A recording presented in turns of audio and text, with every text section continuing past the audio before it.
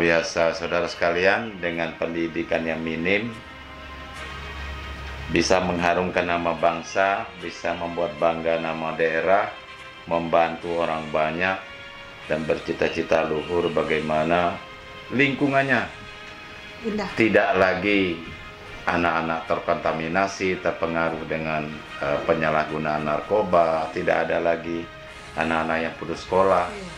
Dan Danau Sipin yang ada di depan rumah ini sekarang Indah. bisa menjadi indah, menjadi aset wisata. dan bisa menumbuh kembangkan perekonomian masyarakat. Nama saya Leni Haini, umur saya 44 tahun. Saya kelahiran Danau Sipin ini. Awal mulanya saya ikut di atlet dayung. Saya adalah mantan pendayung Jambi terakhir tahun 2000. Bermula itu tahun 93 sampai 2000. Awal mulanya saya ikut dayung itu karena mimpi seorang anak desa yang pingin sekolah tinggi melalui olahraga. Karena apa? Dulu orang tua saya orang tidak mampu, karena ibu saya seorang petani, single parent, karena anaknya 12 orang, saya anak ke-10 dari 12 bersaudara. Karena itulah saya mimpi pingin sekolah. Waktu itu saya sempat sekolah selama 1 bulan di SMP 2013. Karena saya pingin sekolah itu tadi, saya ikut ajang pencarian bakat, latihan dayung.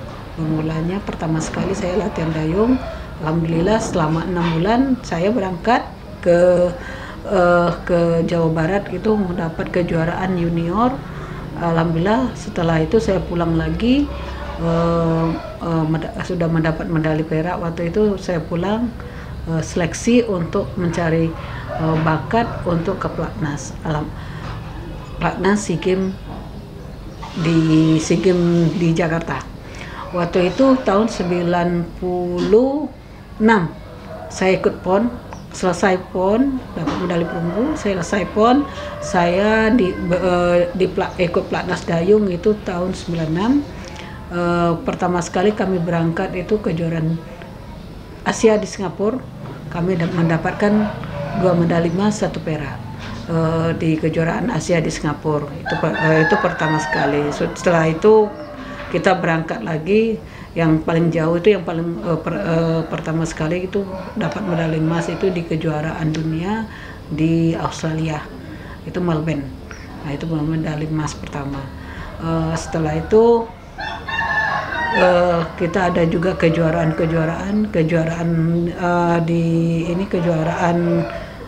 dunia di Hong Kong. Saya mendapatkan medali emas 97. Setelah itu kami pulang ikut kejuaraan SEA Games Jakarta, itu mendapatkan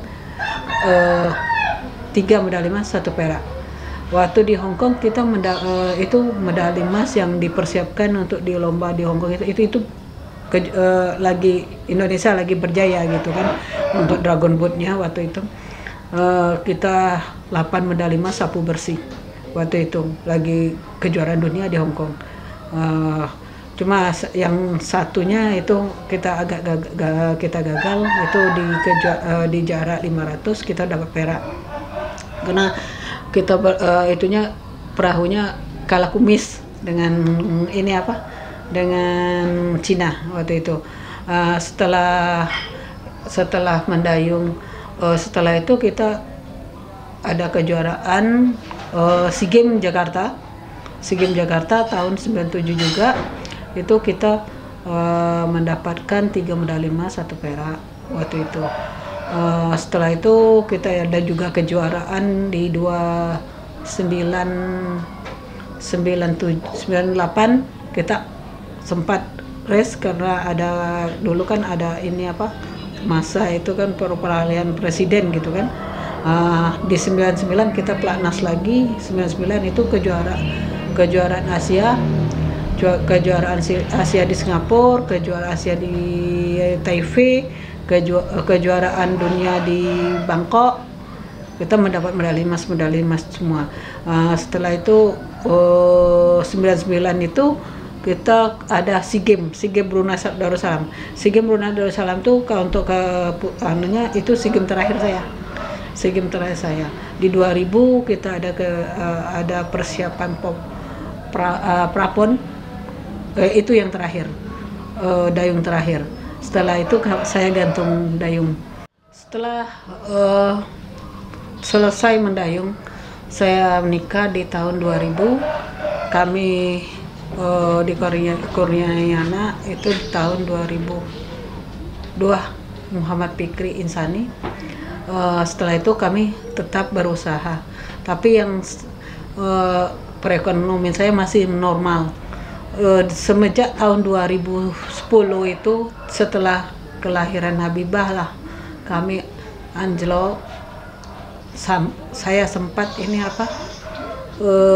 jadi buruh cuci, rumah terjual, semua terjual, ekonomi mulai anjlok. Bapaknya juga sudah usaha-usaha sudah mulai habis gitu kan, kena biaya pengobatan Habibah. Kena Habibah dari lahir, dia lahir dengan keadaan sakit, nggak ada kulit, sakitnya langka, kena obat yang dipersiapkan untuk Habibah tuh setiap hari berapa ratus ribu, berapa juta gitu setiap bulan. Itu yang bikin kami mulai habis gitu. Kehidupan mulai habis, kami sempat berobat ke Jakarta membawa Habibah. Kami juga sempat telantar di Jakarta. Alhamdulillah di situ kami diketemukan oleh kawan Popsi, kawan sama-sama dayung. Dibawalah saya ke Menpora. Waktu itulah ada kasus katanya saya mau menjual medali. Itu kasus itu sekarang mulai naik lagi. Saya nggak tahu dari mana. Itu memang waktu itu memang keadaan sulit. Pernah ditanya ke teman, ini medali emas dak kak? Ya kak, medali emas. Tapi kalau emas sudah saya jual. Kenapa? Saya butuh biaya pengobatan Habibah. Itu yang saya. Tapi kalau untuk menjual medali emas saya tidak pernah menjualnya.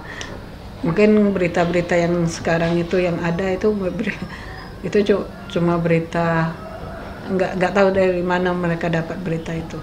Kasus 2012 saya sempat berobat di Jakarta selama 3 bulan. Habibah berobat di Jakarta.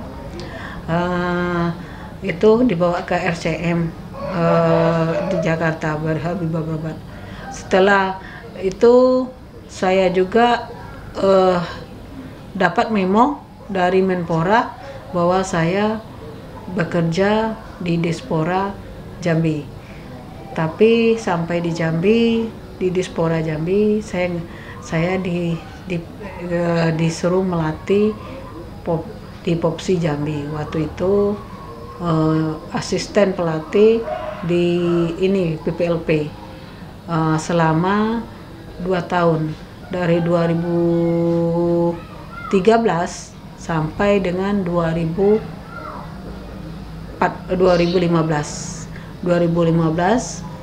saya nggak lagi ngelatih karena saya nggak tahu. Saya dikeluarkan. Pernah sempat 8 bulan saya bekerja tapi nggak digaji. Ya waktu itu saya sangat miris. Saya nangis gitu. Nangis kenapa? Sedih. Saya kok nggak tahu kesalahan, nggak tahu apa. Saya tahu-tahu saya dikeluarkan. Yang saya sedih kayak itu karena gaji yang untuk saya itu saya rasakan itu bukan untuk saya pribadi, tapi untuk atlet-atlet saya dan anak-anak saya. Kan waktu itu kan semenjak saya jadi pelatih itu saya mendirikan sekolah dayung dan tim dayungnya itu Bank Sampah. Dari itulah saya sedih itu gimana saya harus bisa mengelola sekolah ini untuk biaya gurunya, untuk biaya atlet-atlet saya. Sempat juga perahu saya dibakar, saya nggak tahu, perahu dayung saya dibakar, saya nggak tahu siapa yang membakar. Dan untuk untuk biayanya saya nggak ada, tapi saya lihat waktu itu saya lihat kan saya lihat di danau itu kan banyak sampahnya, banyak plastiknya, udah itu banyak enceng gondoknya. Disitulah inisiatif saya seorang pelatih, saya harus bisa membersihkan danau, anak-anak bisa latihan, jadi saya ajak anak-anak itu ya.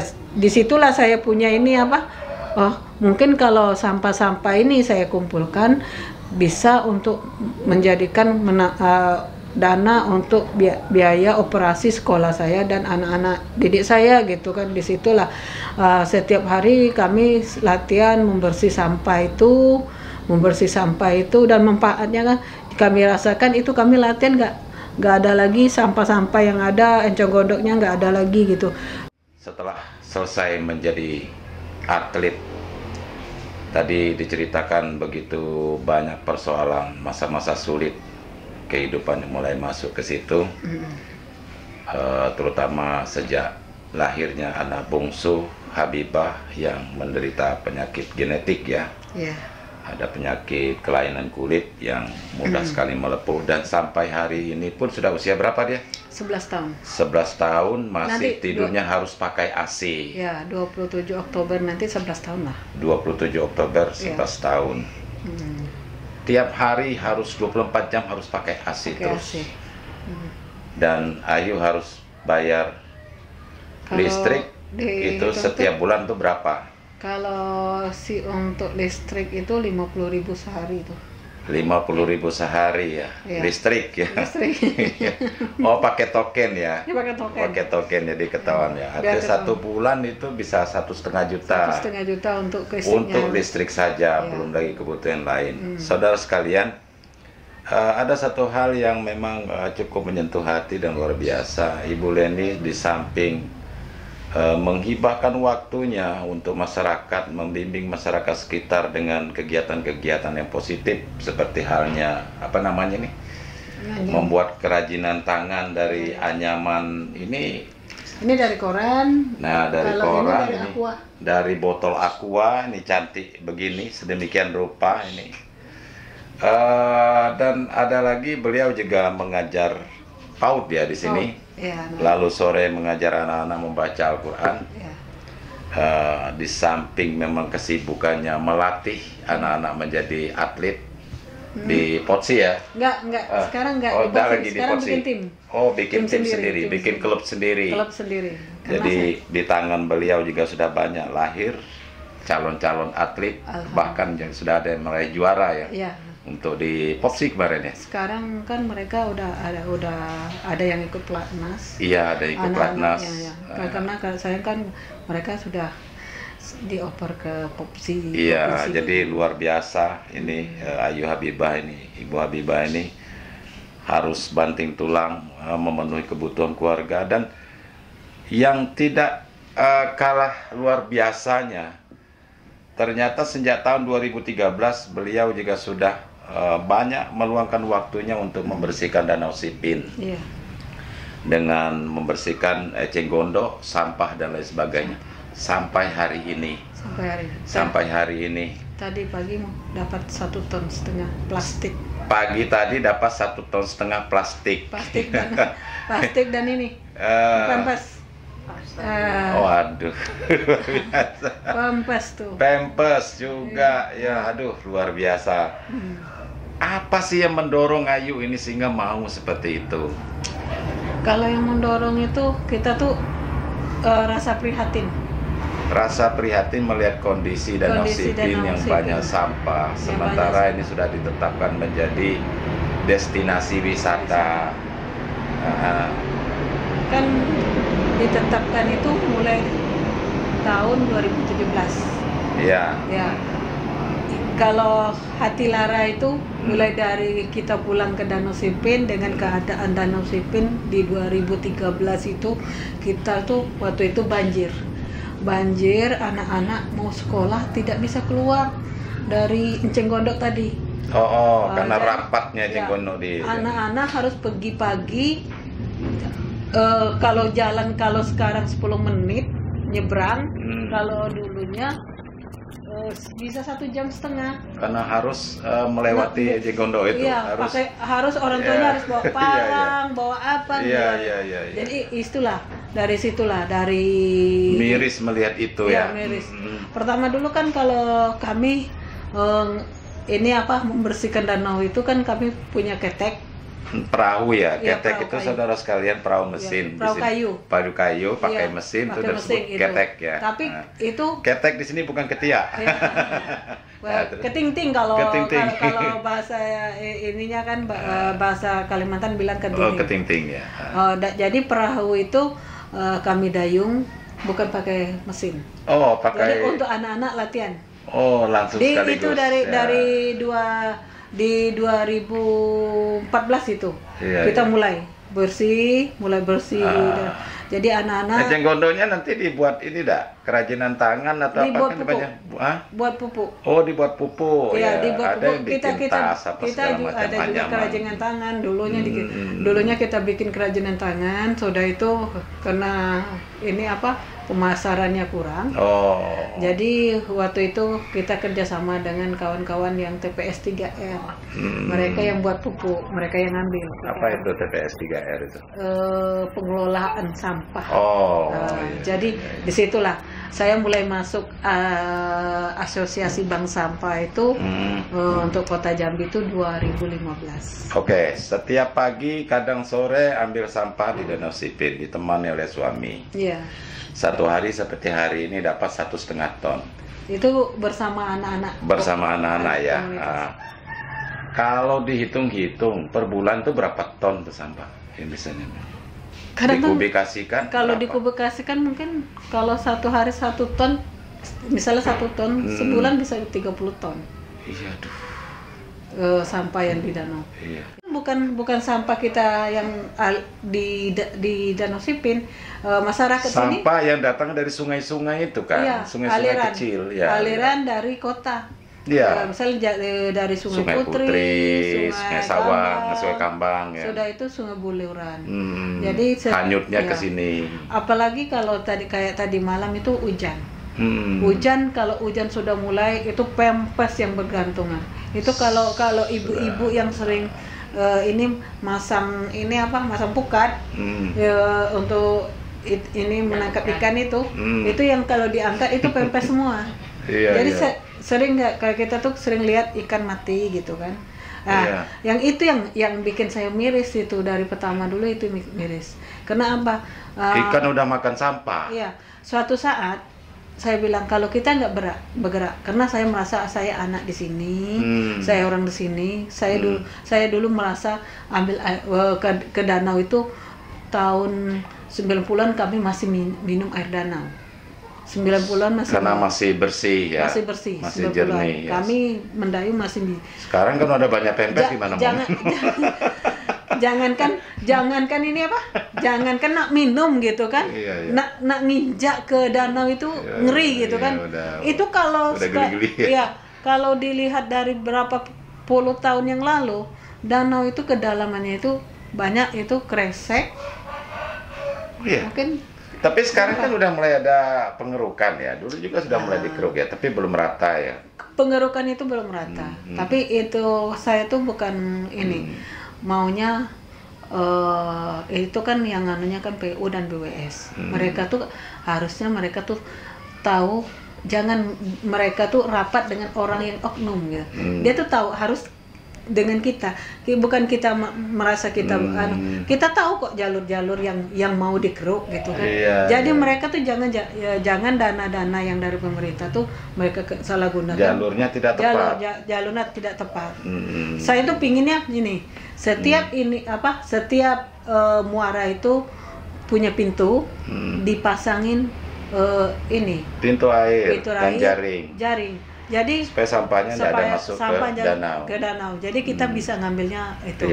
Jadi istilahnya itu sampah-sampah yang di luar, sampah yang plastik ataupun sampah yang dari botol aqua, dari botol-botol minuman air mineral gitu.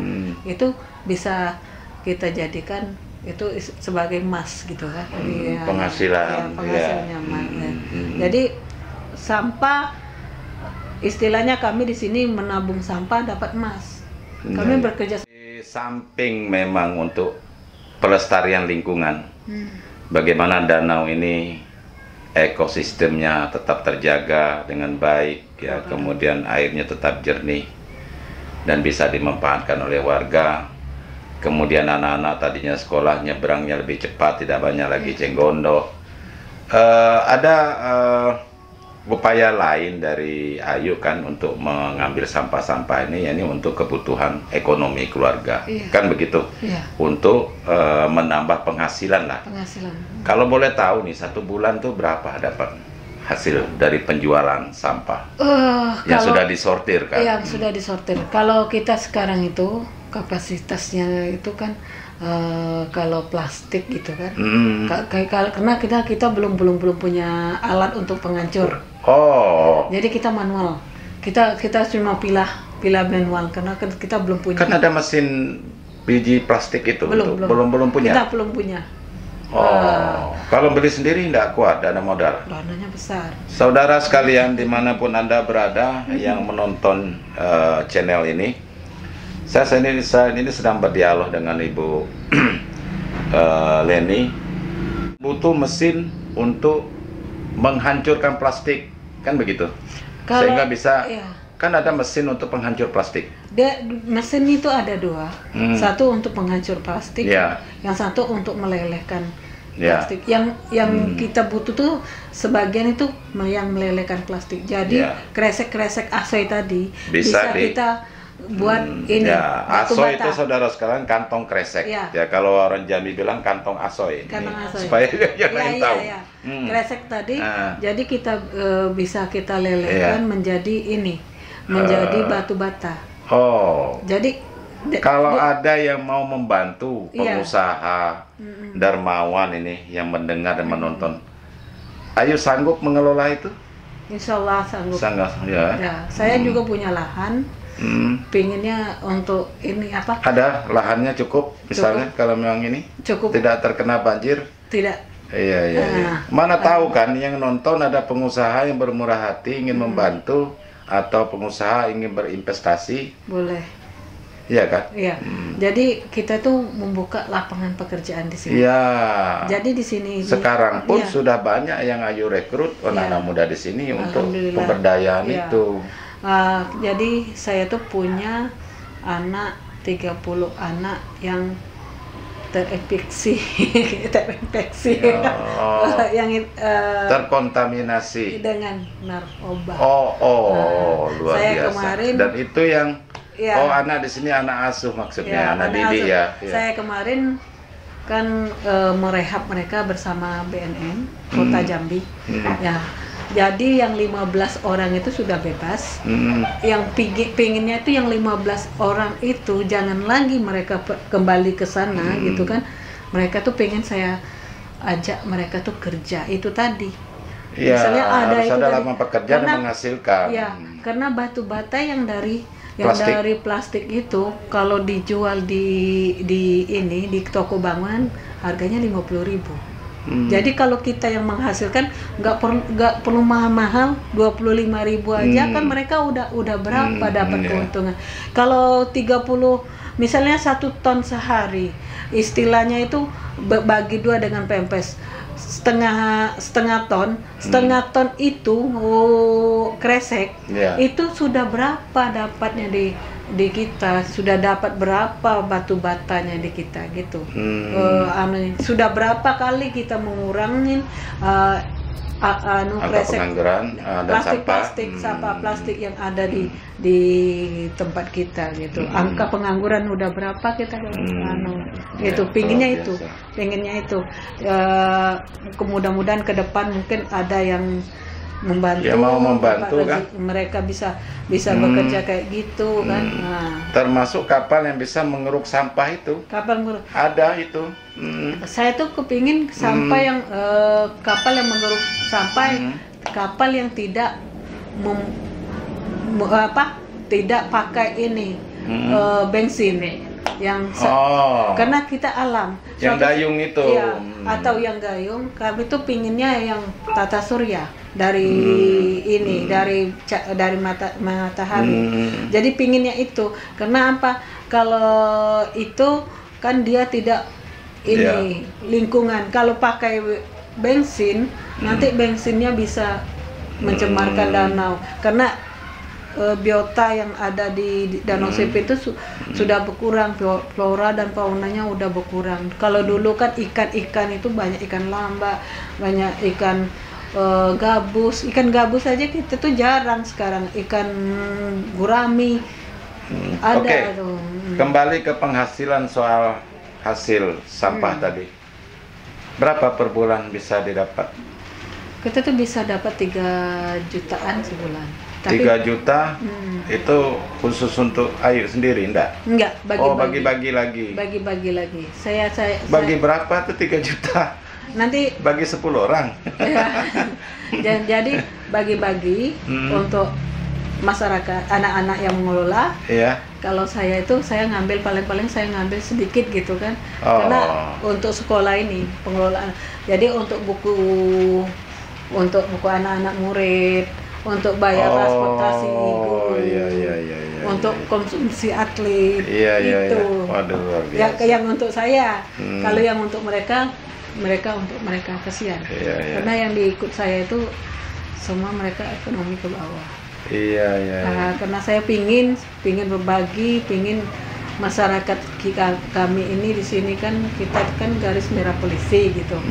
Pengennya mereka tuh keluar kata-kata garis merah tadi, biar garis merah itu menjadi hijau kan. Luar biasa saudara sekalian, begitu mulia hati seorang Ibu Leni ini melatih orang tuh jadi atlet, membina anak-anak sekitar di PAUD ya.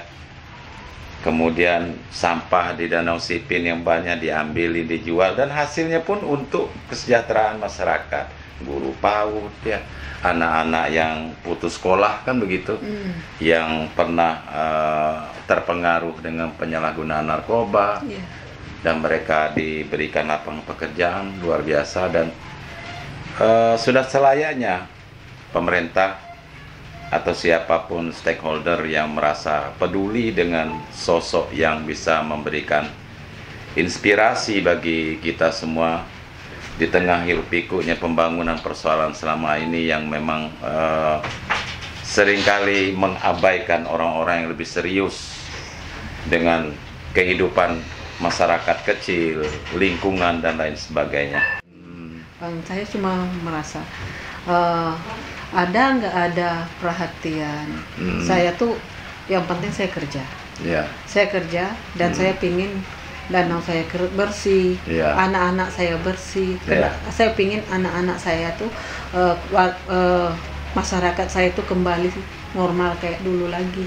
Saya tuh pingin Danau Sipin itu danau indah, bukan omong-omongan yang negatif yang ada, yang mereka tuh positif dengan iman mereka, dengan akhlak mereka, dengan cinta lingkungan mereka. Jadi saya bekerja, saya bukan untuk dinilai.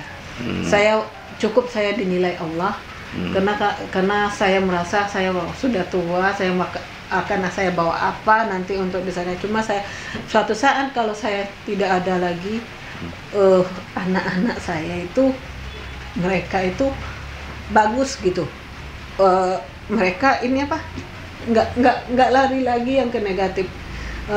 Saya tuh pingin negara ini, perhatian negara itu untuk anak-anak bangsa. Jadi saya bilang sama mereka yang udah dewasa dari kalian, udah orang tua kalian, yang udah hancur, biar mereka yang hancur. Jangan kalian anak-anak ini bangsa ini yang hancur. Karena di pundak mereka itu nanti negara kita bangsa ini dipertaruhkan. Ya, dipertaruhkan. Jadi Leni itu istilahnya bukan Leni dulu. Jangan ada lagi Leni yang tidak sekolah gitu. Jangan ada lagi. Jadi di sini kami kan memenuhi paket A, paket C. Ayu Leni ini sekolahnya sampai di mana? Saya SMP tapi saya ikut paket C. sampai SMP paket B, paket C. Alhamdulillah sudah tuntas semua. Jadi saya tuh bukan paket sembarang paket. Saya belajar. Ya, dulu kan kita pernah dengar sebenarnya bisa dimasukkan menjadi pegawai negeri sipil, tapi lantaran pendidikannya tidak mencukupi ya.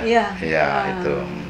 Tapi saya tidak mau dinilai bahwa saya tidak sekolah, saya tidak berkarya.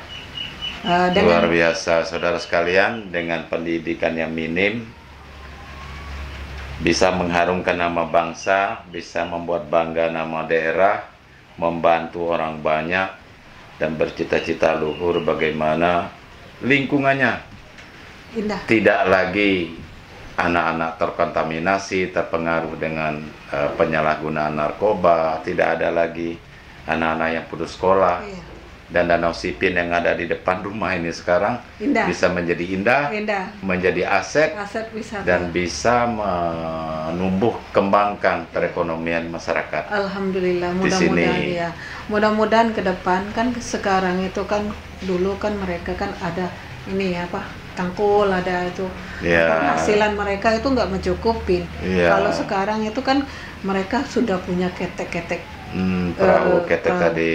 Mungkin di masa pandemi ini kan mereka agak kurang pendapatan, tapi mudah-mudahan dengan sudah berakhirnya pandemi mereka tambah lagi ekonomi ke depan. Ya itulah dari imbasnya kebersihan danau tadi mereka di tempat-tempat wisata mereka dapat itu tadi ekonomi mereka bertambah. Baik, saudara sekalian. Demikian tadi perbincangan singkat saya dengan Ibu Leni atau Ayu Leni. Kami lebih akrab memanggilnya Ayu. Semoga saja perbincangan singkat ini dan liputan saya melihat langsung kegiatan Ibu Leni, bagaimana dia dan suami mengambil sampah di Danau Sipin, bisa menginspirasi kita semua dan memberikan motivasi yang baik bagaimana kita memaknai kehidupan ini berarti bermanfaat bagi orang lain. Terima kasih atas segala perhatian Anda. Mohon maaf atas segala kekurangan. Wassalamualaikum warahmatullahi wabarakatuh.